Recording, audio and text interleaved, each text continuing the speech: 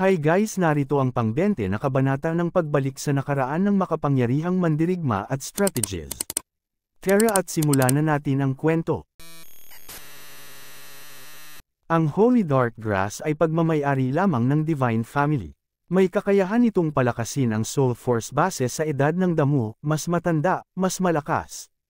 Ang isang 5-year Holy Dark Grass ay nagkakahalaga ng 50,000 Demon Spirit Coins, samantalang ang 10-year at 20-year Holy Dark Grasses ay mas mahal ng ilang beses o higit pa.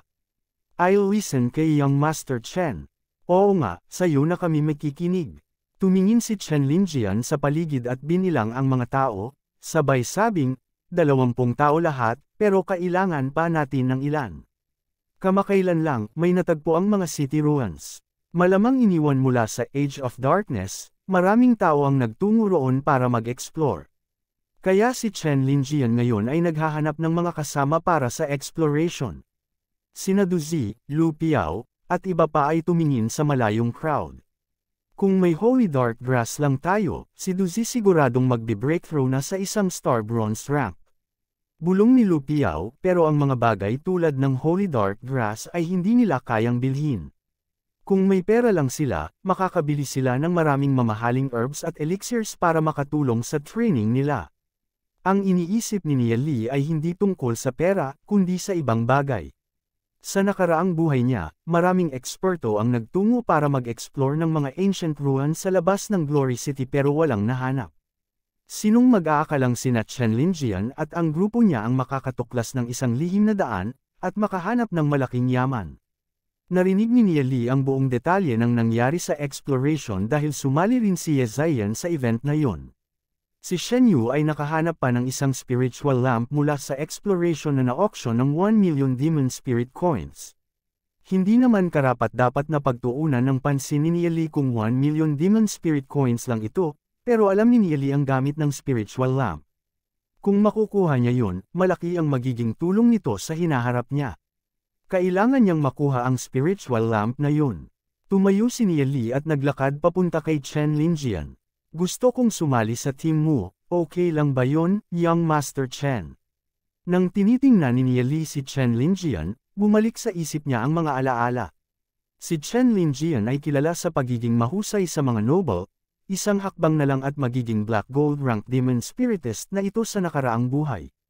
Hindi siya pwedeng sabihing mabuti o masama dahil hindi niya ito ganoon kakilala, pero sa huling laban ng Glory City, nang malaman ni Chen Linjian na tumakas ang Sacred Family at iniwan ang kanlurang gate, pinugutan niya ng ulo ang 6 na miyembro ng Sacred Family sa galit. Masasabing marunong siyang gumanti sa mga kaaway. Itinaas ni Chen Linjian ang ulo at tinitigan si Nia Li ng ilang sandali bago tumugon ng malamig, "Sino ka ba? Alam mo ba ang gagawin namin?" Tumingin ang mga kasama ni Chen Linjian kay Nia Li na may bahagyang pangungutya. "Hoy bata, naka-reach ka na ba ng bronze rank? Kung hindi pa, huwag ka nang sumali sa kalokohan dito." Humarap si Nia Li sa mga nanggungutya sa kanya at sinabing, "Syempre alam ko kung anong balak nyo. Mag-e-explore kayo ng Ancient Orchid City Ruins, tama?" Nagpakita ng gulat si Chen Linjian sa mukha niya. Paano nalaman ng batang ito na pupunta kami sa Ancient Orchid City Ruins? Palihim naming isinasagawa ito, walang sinabihan. Kung malalaman ng mga pamilya namin, tiyak na pipigilan kami. "Sino ka ba?" Bahagyang pinaikit ni Chen Linjian ang mga mata at nagpakita ng bahagyang banta. "Nia Li." Nia Li. Bigla siyang nakilala ni Chen Linjian. Kamakailan lang ay naging sikat si Nia Li dahil pinalabas niya sa kahihiyan ng Sacred Family. Dahil sa isang kaso ng inscription pattern fraud. Kahit si Chen Linjian ay nahiya para sa kanila. Sinasabi nila na nabasa mo na lahat ng klaseng ancient books. "Tama, nabasa ko lahat ng nasa library," sagot ni Nia Li nang may kumpiyansa. "Haha, ang lakas ng loob mong magsalita. Hindi ka pa nagbibinata pero nagawa mong sabihing nabasa mo na lahat ng lumang aklat sa library. Nakakatawa, kahit nagbabasa ka na simula nang nasa sinapupunan ka pa, hindi mo magagawa yan." Pinagtawanan siya ng ilang tao sa tabi. Itong batang ito ilang araw pa lang pumapasok sa school pero nagawa na daw niya basahin lahat ng aklat doon, na may pang-aasar na pananalita. "Marami akong nabasa doon at nabasa ko doon ang tungkol sa pangit na madaldal na tao, Anong sinasabi mo bata na may galit na tono ang patunay daw doon yung nagagalit agad? Nile, interesting ka talaga, hindi nag-alinlangan si Chen Linjian sa mga sinabi ni Niele. Marahang tinapik niya ang mesa at sinabi, kung ganon, alam mo ba kung anong era ang Ancient Orchid City ruins? Base sa mga clue na nahanap, ang mga building sa Ancient Orchid City ruins ay bilog, ngunit ang buong lungsod ay parisukat. Sa ganitong estilo ng konstruksyon, dalawa lang ang maaaring panahon. Isa ang Snowwind Empire era, at ang isa ay Sacred Empire era. Pero batay sa mga mural, may nahanap na malaking lotus mural ang ilang tao. Popular ang mga lotus murals noong huling bahagi ng Sacred Empire, kaya sigurado akong ang Ancient Orchid City ruins ay mula sa pagitan ng huling bahagi ng Sacred Empire hanggang sa panahon ng Age of Darkness. Mahinahon at matatag ang tono ni Niele habang inaalisa ang pinagmulan ng Ancient Orchid City ruins. Pagkarinig sa mga sinabi ni Niele, napamangha ang mga tauhan ni Chen Linjian, kalahating naintindihan ang mga sinabi niya. Ayos! Biglang tumayo si Chen Linjian. Hindi niya inasahan na kaya ni Niele na mabilis matukoy ang pinagmulan ng Ancient Orchid City ruins. Kahit simple ang kaalaman, maaaring hindi ito kayang ipaliwanag ng ilan sa mga historya ng Glory City. Tinitigan niya si Niele at nagpakita ng paghanga, sumama ka sa akin, bibigyan kita ng mga training at learning materials, ano sa tingin mo? Nabigla ang mga tauhan ni Chen Linjian, hindi nila inakalang bibigyang halaga ni Chen Linjian si Niele ng ganito. Maging under lang ni Chen Linjian. Mahinang natawa si Niele at sinabing, sa pagkakataong ito, magtutulungan tayo, bawat isa ay kukuha ng kailangan niya. Wala akong duda na walang ibang mas nakakaintindi ng structure ng Ancient Orchid City ruins kundi ako. Kung may treasure, pipiliin ko ang isang item muna, at ang iba'y sa inyo. Kung hindi ito papayagan, aalis ako mag-isa. Pipili ng isang item muna. Sino ka para mag-demand ng ganyan? Wala pang ang bronze rank pero nagawa pang magbigay ng kondisyon sa aming young Master Chen.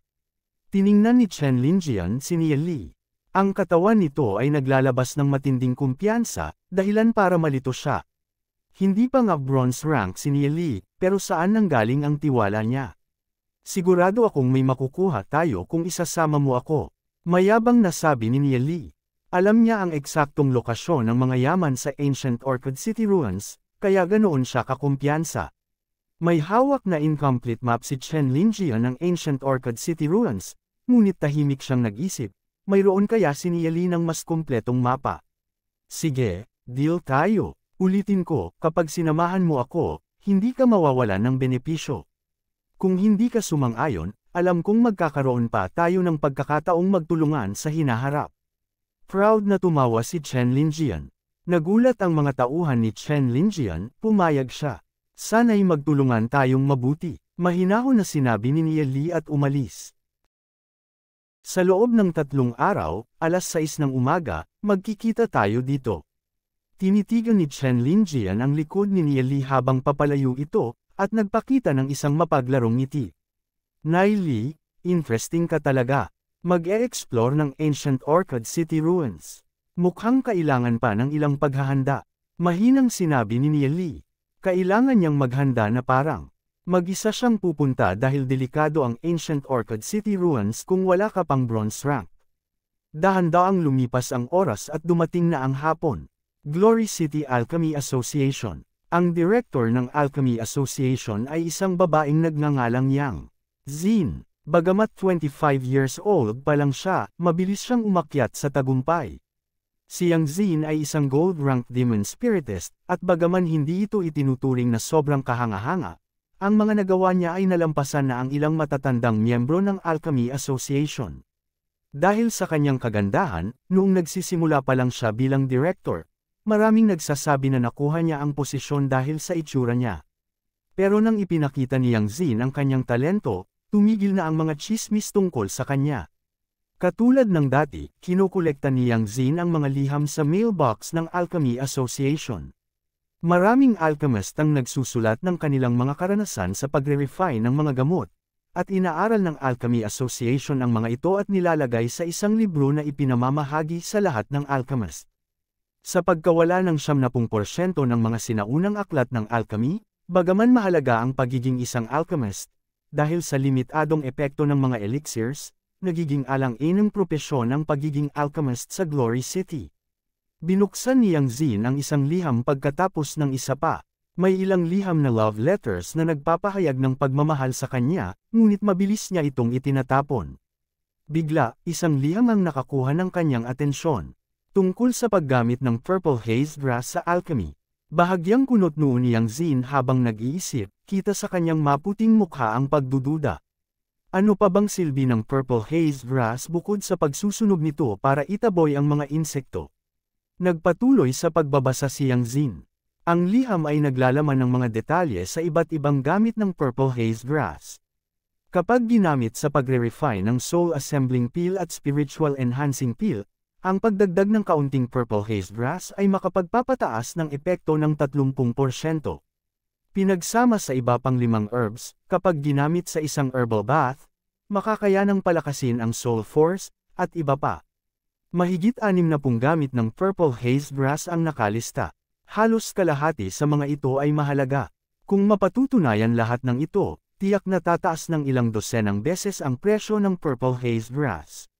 Napangisi ng malamig si Yang Zin. Sinusubukan mo akong gamitin para pataasin ang presyo ng purple haze grass. At least, gumawa ka ng mas makatutuhanang plano. Siguradong manloloko ang taong to.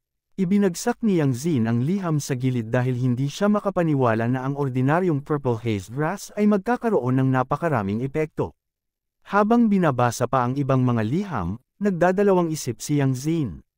Kung totoong may ganitong gamit ang purple haze grass, malaki ang magiging epekto nito sa pag-unlad ng maraming alchemist. Bahala na, subukan ko na nga lang. Sigaw ni Yang Zin, magdala kayo ng purple haze grass dito. Mabilis na dumating ang purple haze grass mula sa kanilang imbakan. Young Director, konti lang ang purple haze grass natin, mga 3 pounds lang. Bahagyang kumunat ang noo ni Yang Zin. Kamakailan kasi, may malaking pag-acquire ng purple haze grass ng isang tao, kaya hindi na siya nagulat bilang Director ng Alchemy Association. Sige, naiintindihan ko. Tumango si Yang Zin at nagsimulang gumamit ng purple haze grass para mag-refine ng soul assembling peel at spiritual enhancing peel. Ang formula ng soul assembling peel at spiritual enhancing peel ay naipasa na sa Glory City sa loob ng daan-daang taon. Walang nangangahas na baguhin ito dahil sa mahal ng mga materyales na kailangan. Kapag nabigo, napakalaking kawalan ito, kaya sino pa ba ang maglalakas loob na magdagdag ng ibang materyales? Hi guys, narito ang ika-21 na kabanata ng pagbalik sa nakaraan ng makapangyarihang mandirigma at strategies. Tara at simulan na natin ang kwento. Pagkatapos ng 2 oras na pag-refine, ang resulta ay ikinagulat ni Yang Zin. Ang pagdagdag ng purple haze grass sa soul assembling peel at spiritual enhancing peel ay talagang nagpataas ng bisa nito ng 30%. Hindi lang yun, tumaas din ang success rate nito ng 50%. Yung gang tingnan mo na dagdagan ng 50% ang pag-refine ng peels gamit ang purple mist grass.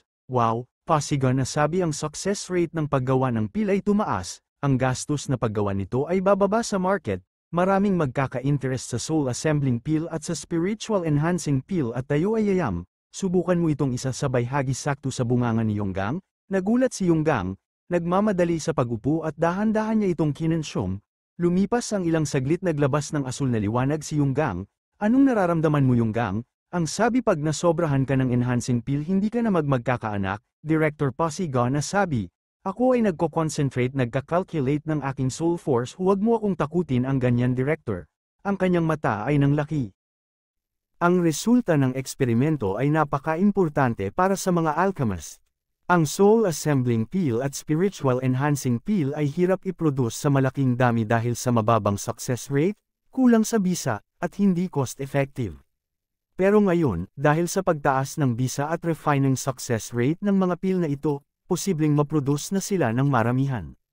Bagaman lahat ng purple haze grass sa Glory City ay naubos na, ngunit ang maturity ng purple haze grass ay 3 taon, kaya't pagkatapos ng 3 taon, kapag marami ng matured na purple haze grass, magiging napakahalaga ito para sa Glory City.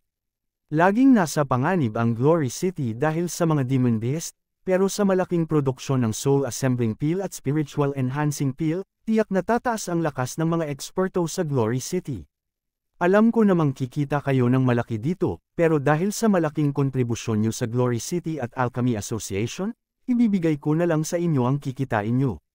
Masaya ang mukha niyang Zin, alam niyang ang sulat ay galing sa mga bumili ng lahat ng Purple Haze Grass. Ang pangalawang gamit ng Purple Haze Grass, kung saan maaaring maligo dito kasama ng 5 karaniwang damo, ay maaaring magpalakas ng Soul Force. Nag-isip si Yang Zin ng sandali at isinara ang pinto ng kanyang silid. Ayon sa sulat, hinalo niya ang ilang damo, binuhusan ng mainit na tubig ang isang kahoy na bar aisles, dahan-dahang hinubad ang kanyang damit, inilantad ang kanyang makinis na katawan. Ang kanyang figure ay mainit, ang kanyang kambal na bundok ay mapagmataas na nakatayo, may kakaibang aura ng pagkabighani sa kanya, at dahan-dahan siyang pumasok sa bar aisles. Unti-unting lumabas ang bisa ng mga damo at na-absorb sa kanyang katawan. Ang balat ni Yang Zin ay bahagyang namula, nagiging mas makinis at maislan, at ang kanyang soul force ay nakatanggap din ng mga sustansya. Grabe, ang laki ng epekto nito. Nagulat si Yang Zin, hindi niya inakala na ang simple at karaniwang Purple Haze Grass ay may ganitong kamanghamanghang gamit. Ilang pamilya na ang nagsunog ng mga Purple Haze Grass noon. Ang pag-iisip nito ay nagbigay ng sakit ng loob kay Yang Zin para sa lahat ng nasunog na Purple Haze Grass. Pagkalipas ng halos 1 oras ng pagbabad, nang naabsorb na lahat ng mga damo, tumayo siya, pinunasan ang sarili, nagsuot ng damit. Sa araw na ito nag-training buong maghapon ng grupo ni Niel Lee. Bitbit ang basket na may lamang mga bato. Pagod na pa hawak sa tuhod. Nasa isip niya si Raulo ata ito. Pagkatapos naming umakyat sa matatarik na bundok tapos, tatakbo pa kami na may bato sa likod na bitbit, dito na yata ako mauubusan ng buhay. Ang sabi ni Lu Piao, anong sinasabi mo kaming lahat 25 kilo ang bitbit mula kanina ikaw 10 kilo lang may gana ka pang magreklamo sa lagay na iyan pasiga na sabi ni Duzi. Sa umagang ito dito na muna magtatapos ang practice natin at tayo ay magpa-practice ng high-grade techniques kailangan natin itong gawin para palakasin ang ating katawan para kayahin ito ang malalakas na teknik na gagamitin natin. Na may masayang mukha, ang sabi ni Niel Lee. Ganun ba iyon? Okay. Ang sabi ni Lu Piao, sa oras na ito trip na ang araw. At sila ay umuwi na galing sa training. At may nakasalubong sila ang isang tao. Napatingin si Lu Piao. Hello sa inyo mga bata ako ay galing sa Alchemist Association. Itong mokong na ito ginagawa pa kaming bata ay bata pa pala ako. Base sa inyong kasuotan galing kayo sa pamilya ng magsasaka di ba tama ako meron ba kayong purple mist grass sa bahay nyo? Bibilhin ko ito ng 30 demon spirit kung meron kayo. Masayang ngiti ni Duzi at Lu Piao meron si Niel Lee na maraming ngiting nasa isip nilang dalawa. Pinigilan ni Nelly ang dalawa na magsalita, manong anong gagawin mo sa purple mist grass pagkakaalam ko mababa ang presyo nito. Ngiting patanong, hahaha, tawang-tawa ang manong, may sikreto akong sasabihin sa iyo bata, may nagpadala sa amin ng letter na may 60 na kayang gawin sa purple mist grass. Kasamang direktor ng Alchemy Association gumawa kami ng eksperimento ano sa tingin niyo ang resulta? Ito, ay, totoo. Pasiga na sabi ng manong. Katahimikan. Parang naging bato silang lahat. Sa totoo lang sinubukan ito ng aming direktor isang beses lang siya naligo gamit ito at sobrang epektibo. Ngayon ang mga maharlikang kababaihan, gustong-gustong makabili ng purple mist grass. Pero ngayon wala nang mabilhan ng purple mist grass, ngayon alam nyo na kung bakit ako nagtatanong. Wow napakagandang balita, pero mga estudyante pa lang kami wala kaming ganyang halaman. Ngiting sabi ni Niel Lee, Colum anong mukhang kailangan mo nga ng pampaganda ng balat dahil mas mukha ka pang galing sa bundok kaysa sa amin. Nagtawanan sila, sabi ni Lu Piao, ang manong na yon ay napakataas balak bilhin ang purple mist grass, bakit hindi natin ibinente sa kanya? Hindi pa itong oras para magbenta tayo, kailangan mas kumalat pa ang impormasyon, para tumaas pa ang presyo nito. At dumating ang hapon dahan-daw ang binenta, ninanili ang purple mist grass. Young Miss, Ninger. May magandang balita. Anong problema? Hingal na hingal ang mga katulong. Di ba binili natin lahat ng purple mist grass? Ngayon tumaas ang presyo nito na sa 100 demon spirit per pound. Nag-offer na rin ang Sacred Family ng 300 demon spirit para sa 100 pound nito. Nasa isip ni Ninger, 300 demon spirit. Ito ba ang dahilan kung bakit binili ni Nieli ang lahat? Hi. Pangdemonyong tawa, ni Nili at Lupiao. Wow. Nanlaki at umilo ang mata ni Duzi. Nabenta natin ang 3,000 pound ng purple mist grass. At meron na tayong 3 million demon spirit coins. Pero hindi kita tagal ang market sa ganito kataas na presyo, kaya ibebenta natin ito ng mababang presyo sa mga susunod na araw. Sabi ni Nili, hindi kaya ng market, bakit naman? Sabi ni Lupiao, pero ito pa lang ang umpisa ng aking mga plano. Ito ang high-grade soul assembly peel, binili ko ito. Ito saluhin nyo. Bawat isa ay may tig sa 10, gamitin yung lahat at mag-practice ng mabilis. Tinaktak ni Lupiao ang isa. Ang isa nito ay nagkakahalaga ng 6,000 demon spirit. Ngayon tayo ay mayamang tao na. Malaking ngiti sa mukha ni Lupiao. Maganda ito tere magsimula na mag-practice sabay consume ng isa ni Nili. Ang normal na tao ay 10% lang ang kayang i-absorb sa peel na ito, pero ako may heavenly technique kaya kung i-absorb ng 100% ang bill na ito. Napakalakas ng bill na ito. Na-absorb na ng katawan ni Nili.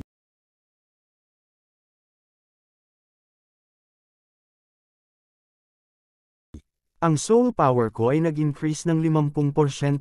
Nasilaw si Nieli sa liwanag. Duzi, gulat ng sabi ni Nieli. Si Duzi ay nakaakyat na sa Green Bronze Rank 1. Pag-akyat sa Green Bronze Rank 1 sa loob lang na napakaiksing araw, ito ay napakaganda. Maraming salamat Nieli, sabi ni Duzi. Nakalipas ang 2 oras muling nagulat si Nieli. Ha. Demonyong tawa ni Lupiao. Hindi na ako matatalo ng matandang lalaki na iyon ha. Shen Yusgang ay malalakas mambuli dahil sa background ng kanyang pamilya. Isipin pa nilang tayo kay basura, nakakyat tayo sa bronze rank, sa loob ng maikling panahon hindi tulad nila. Pagmamalaking sabi ni Lupiao, hindi na ako makapaghintay makita ang kanilang reaksyon sa darating na exam sa loob ng 12 months. Sabi ni Lupiao, ako'y gumagamit na ng heavenly technique pero mas mabagal pa rin ako mag-cultivate sa kanila. Sa isip ni Nieli, napatigil lang sandali si Nieli at may inalala. Kayong lahat ay pagpatuloy nyo lang ang pagpapractice bababa lang ako saglit. Lumabas ng pinto, naglakad pababa ng hagdan, sumilip sa gilid ng lagayan ng libro na parang may hinahanap. Wala siyang nakita. Ngek wala. Bakit wala siya ngayon? Magagalit kaya siya sa akin hindi ako dumating sa tamang oras. Bumalik sa oras na tinulungan ni Young Miss Ninger si Nieni na bilhan lahat ng purple mist grass. Masayang naglalakad ang hanggal. May naset na silang araw na magkikita si Nili at si Yezion. Muli tayong nagkita hello sayo. Ngiting sabi ni Nili, hinihintay ni Young Miss Yezion. Ang taong yan palagi. Nagde-date ba sila? At dito nagtatapos ang kabanata. Maraming salamat po.